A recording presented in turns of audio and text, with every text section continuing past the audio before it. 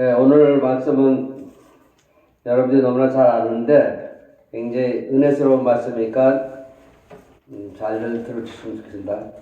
오늘 말씀 제목은 지금은 모르지만 이유는 알리라. 아브라함이라고 하는 덕망이 높은 랍비가 있었습니다. 이 랍비 아브라함이 어느 날 큰 마음을 먹고 동네에서 가장 말썽 부리는 아주 대표적인 불황자를 한 사람 초청해서 아침에 같이 식사를 하면서 그에게 하나님의 말씀을 전할 것을 생각을 했습니다. 동네에서 아주 유명한 깡패 한 사람을 초청했어요. 음식을 잘 준비해서 그 앞에 갖다 놓고 손을 들고 하나님 앞에 감사 기도를 하고 그리고 식사하면서 하나님의 은총에 대해서 말했습니다.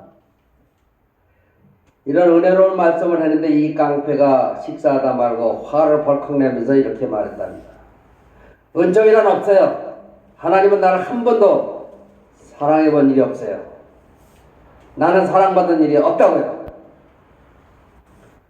화나님의 은총이란 어딜 봐도 없습니다. 그러면서 버럭버럭 소리를 지릅니다. 랍비가 그만 화가 났어요. 결국 이 무신론자를 쫓아내버리고 말았습니다. 내가 너 같은 놈에게 덕을 끼치려고 했는데 다 헛된 일이다. 너는 아주 버려진 자식이다. 안 되겠다. 가버려라.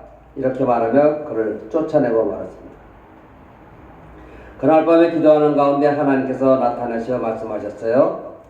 나는 지난 50년 동안 그 친구가 퍼붓는 욕설을 참으면서도 그에게 먹을 것을 주었다. 그런데 너는 그 한 번의 식사를 대접할 수 없었더냐? 잘 들으세요. 이런 말씀을. 아멘. 이 말씀은 졸면 안 돼요. 이 말씀을 듣고 랍비 아브라함이 크게 회개했다고 합니다. 여러분 사랑해 본 일이 있습니까? 또 사랑받아 본 일이 있습니까? 여러분이 한 사랑 또 사랑받은 것 다시 한번 살펴보시기 바랍니다. 이것이 정말 사랑한지에 대해서 말합니다. 받는 사랑과 관계없이 끝까지 누군가를 사랑하겠다는 것은 나는 받는 사랑은 상관없고 일방적으로 내가 할 사랑을 다 하겠다고 하는 것은 독선입니다. 또한 사랑받을 때까지 사랑하겠다는 것은 집착입니다. 사랑하고 희생하면서도 아무것도 묻지도 바라지도 않겠다고 한다면 이것은 짝사랑입니다. 젊을 때 짝사랑 해봤죠? 이것은 아주 험한 것입니다. 그럼 참사랑이란 무엇입니까? 사랑하고 사랑받아야 합니다. 사랑하기만 해서는 참사랑이 아닙니다. 사랑하고 사랑의 응답을 얻어야 합니다. 이것이 생산적 사랑입니다. 이것이 아가페의 사랑입니다. 단적으로 말하면 예수님께서는 십자가로 우리를 사랑하셨습니다. 그리고 순교라고 하는 찬양을 받으셨습니다. 이걸 잊지 말아야 합니다. 아멘. 예수님의 12제자가 다 순교했습니다. 예수님께서는 사랑하기만 하신 게 아닙니다. 사랑을 받으셨습니다. 예수님의 제자들이 순교했습니다. 특별히 베드로 같은 분은 예수님께서 십자가에 돌아가신 것을 생각하며 나 같은 죄인이 어떻게 감히 예수님처럼 십자가에 죽을 수 있겠느냐 하면서 십자가로 처형하겠다고 할 때 거꾸로 매달아 달라고 요구했다고 합니다. 그래서 베드로는 거꾸로 십자가에 못 박혀 영광되게 순교합니다. 그래서 아가페입니다.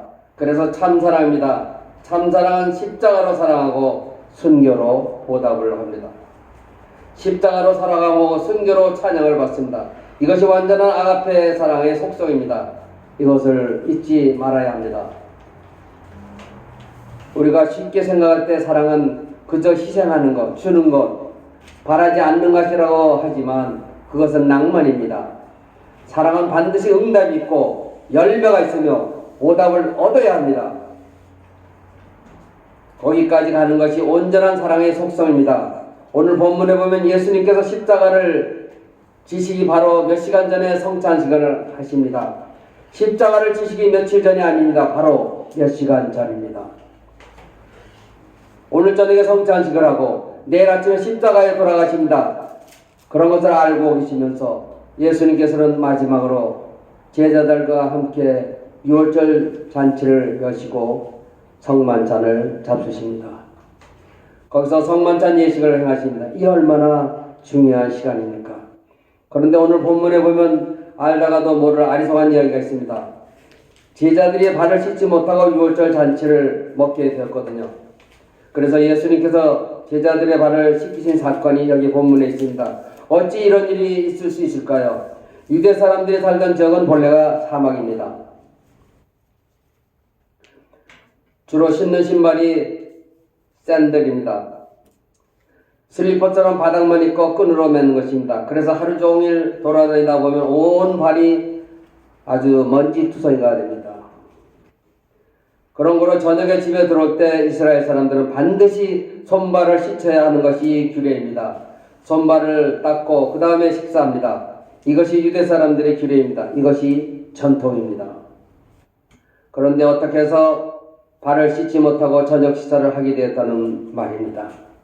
그러니까 예수님께서 오히려 대에 물을 떠다가 제자들의 발을 씻기셨다는 것이 오늘 본문의 내용입니다. 어찌 이런 일이 있을까요? 간단합니다. 제자들의 마음속에 예수님께서 유대나라 왕이 될 것으로 알았습니다. 그러면 우편에 누가 앉고 좌편에 누가 앉느냐? 그 다음은 누구고 그 다음은 누구냐는 서열 다툼을 했다는 말입니다. 마태복음 20장을 보면 그 내용이 나옵니다. 세베대의 어머니가 와서 예수님께 요청합니다. 예수님, 이 나라의 왕이 되실 때 아들 하나는 우편에 하나는 좌편에 앉게 해주세요. 이렇게 요청합니다. 예수님께서 말씀하십니다. 네가 구하는 것을 네가 모르는구나. 그러니까 알고 있다고 대꾸합니다. 그때 내가 마시려는 잔을 마시겠느냐 하고 물으십니다. 이것은 십자가를 말하는 것입니다. 그런데 그 어머니가 마시겠다고 대답하며 예수님께 대듭니다. 여러분 가만히 생각해 보십시오. 야고보와 요한이 형제입니다. 예수님의 제자거든요. 그런데 그들 위로 베드로가 있잖아요. 베드로가 수지자입니다. 그럼 당연히 수지자가 오른편에 앉아야 하겠는데 여기서 그 세베대의 어머니가 고민을 많이 한 것입니다. 예수님께서 왕이 되실 텐데 그때 우편에 베드로가 앉으면 자신의 두 아들 야고보와 요한 가운데 하나가 빠져야 하는데 이것이 마음에 걸린 것입니다. 이것이 여성의 얄팍한 마음입니다. 기록은 없지만 이런 말을 하고 있는 것입니다. 베드로는 빼놓고 우리 아들 하나는 우편에 하나는 좌편에 앉게 해주시라고 말합니다. 예수님께서 말씀하십니다. 내가 구하는 것을 네가 모르는도다. 이렇게 저들은 서열에 신경을 쓰고 있었습니다. 예수님께서 왕이 되신다고 전제하며 믿고 여기까지 따라왔습니다. 이제 거의 마지막에 왔으니 이 유월절 잔치와 함께 예수님께서 왕이 되신다면 누가 우편에 누가 좌편에 앉을지 서로 신경전을 벌였다는 것을 충분히 짐작할 수 있습니다. 그런데 유대 사람들의 법으로는 발을 씻어야 하거든요. 서로 발을 씻어주게 되어 있습니다. 그런 풍속인데 이들은 팽팽하게 맞선 것입니다. 먼저 씻어줄 사람이 없습니다. 먼저 시작할 사람이 없는 것입니다. 주섬주섬 하던 가운데 발을 씻지 못하고 식사를 하게 되었다는 말입니다. 그래서 예수님께서 대야에 물을 떠다가 수건으로 허리를 동이시고 한 사람씩 발을 닦아주십니다. 기가 막힌 장면입니다. 자기들이 해야 할 마땅한 도리를 못했기 때문에 이 시간에 부끄럽고 죄송스럽지만은 발을 내놓지 않을 수가 없었습니다. 그러다가 베드로의 차례까지 간 것이거든요. 이것이 있을 수 있는 일입니까? 주는 그리스도요 살아계신 하나님의 아들이십니다라고 고백을 했는데 그 예수님께서 내 발을 씻어주신다는 것이 말이 안 됩니다. 그래서 성경에 있는 대로 절대로 씻기시면 안 된다고 말입니다. 예수님께서 내가 너의 발을 씻겨주지 않으면 너는 나와 상관이 없다라고 말씀하십니다. 그때 베드로가 그러면 제 얼굴과 제 몸도 씻어 주십시오 합니다. 그러니까 예수님께서 말씀하십니다. 이미 목욕한 자는 발만 씻어도 깨끗하니라. 그리고 제자들의 발을 씻어 주십니다. 아무리 가난한 사람이라도 탐욕과 명예욕과 정욕이 있다 보니까 예수님을 볼 때도 이 기준에서 본 것입니다.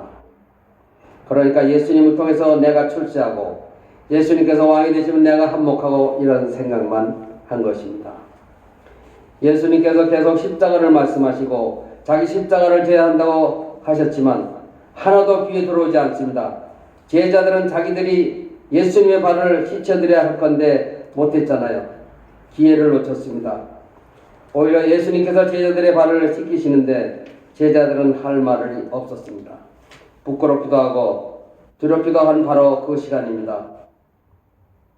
예수님께서는 이 시간 제자들을 사랑하시되 끝까지 사랑하셨습니다. 대단히 중요한 말씀입니다. 예수님께서는 자기 자신의 십자가, 자기가 져야 할 십자가의 죽음을 앞에 바라보고 있습니다. 그러면서도 예수님 자신의 십자가를 질 것에 대하여 거기에 집착하고 전념하며 생각할 것이 아닙니다. 벌써 자기 십자가를 결정하셨습니다.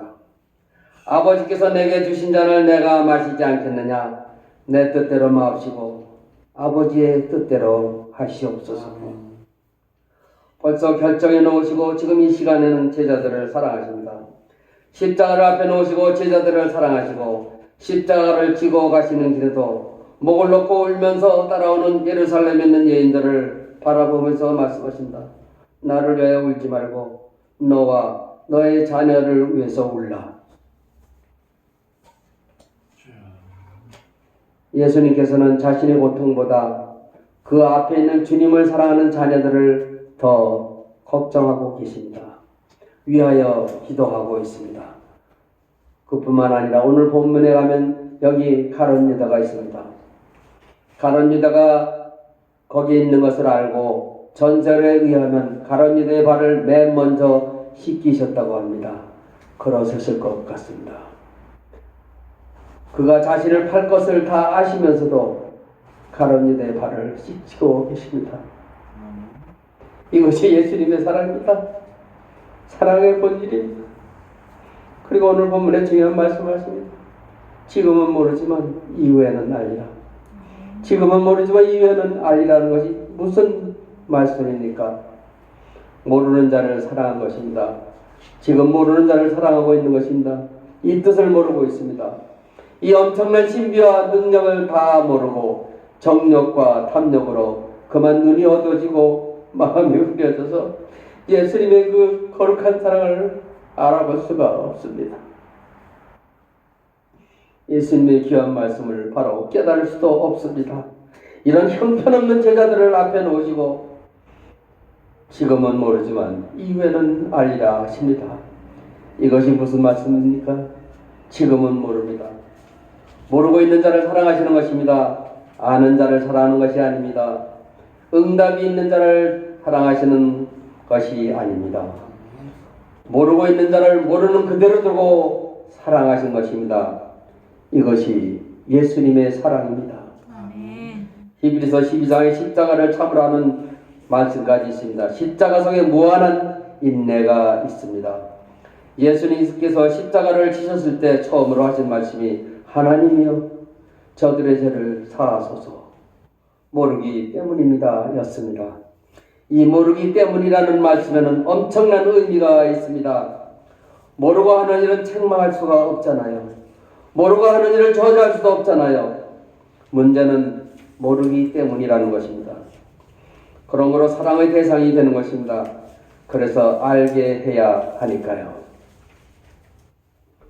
알 때가 와야 하니까요. 이 가운데 엄청난 신앙이 있습니다. 예수님께서는 제자들을 믿으셨습니다. 지금은 모르지만 이후에는 알리라. 지금은 내가 이렇게 철없는 어리석은 망언을 하고 있지만 언젠가는 내가 지금 무엇을 하고 있는지를 알 것이다. 이것이 사랑입니다. 우리는 어린 아이들을 키웁니다. 키우면서 아이들이 재롱도 보지만 가끔은 아이들의 실수도 많이 봅니다. 그러나 우리는 무슨 생각을 합니까? 지금은 모르지만 언젠가는 알 것이다. 이것이 사랑의 본질이고 사랑의 깊이가 있는 신앙입니다. 하나의 믿음입니다. 누가복음 15장에 탕자의 비유가 있습니다. 이 비유를 볼 때마다 저는 생각합니다. 저렇게 아들이 잘못되는데 그것이 분명한데 왜 돈을 줘서 분가를 시켰을까? 그 돈을 안 주면 못 나가거든요. 돈을 달라고 하니 주었습니다. 주어서 내보내고 생각합니다. 이 돈 다 없애도 좋다. 사람이 되고 아들이 되어서 돌아왔다고. 그래서 내보낸 것입니다. 저는 그 아버지가 아들이 집을 떠날 때 그렇게 내보내면서부터 사랑이라고 생각합니다. 기다리는 데도 사랑입니다. 돌아올 때 멀리서 기다리다가 아들을 보고는 내 아들이 죽었다 살아왔다 잃었다 얻었노라 하며 잔치를 벌입니다. 이 잔치를 얻어먹으면서 둘째 아들이 무슨 생각을 했을까요? 아마 이럴 줄 알았으면 진작 올걸. 내가 왜 밖에서 헤매었던가 했겠죠. 아버지의 사랑이 이렇게 확실한데 내가 왜 그동안 방황을 했는지 후회가 됐을 것이라고 생각합니다.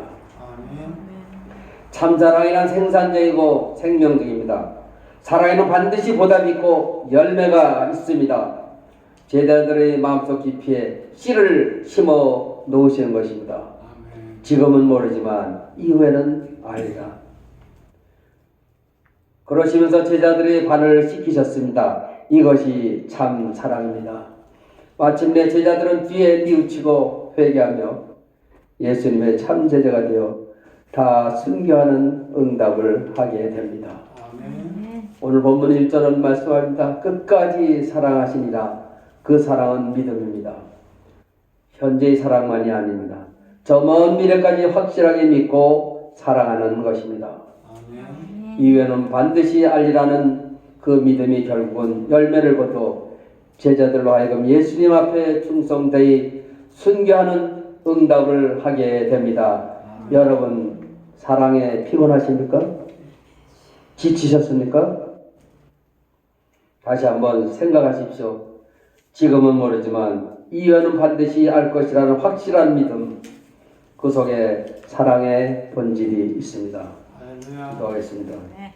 하나님 아버지, 오늘도 저희를 불러주심을 감사합니다. 아멘. 주님의 뜻을 저버리고 주님의 사랑을 부인하고 역행할 때가 많습니다마는 버리지 아니하시고 오늘도 끝까지 사랑하시며 언젠가는 반드시 하나님의 참사랑을 알고 응답할 것을 믿고 기다려주시는 하나님께 진심으로 감사드립니다. 아멘. 이제 우리에게 더 큰 믿음을 주셔서 우리 또한 이웃을 사랑하고 자녀들을 사랑하고 형제를 사랑할 때 지금은 모르지만 이후에는 알 것이라는 확실한 믿음을 가지고 참사랑을 베풀어서 그 사랑에 응답이 있고 열매가 있는 아름다운 귀한 종말을 보게 하여 주시옵소서. 아멘. 예수 그리스도의 이름으로 간절히 기도드립니다. 아멘. 할렐루야. 할렐루야. 아멘.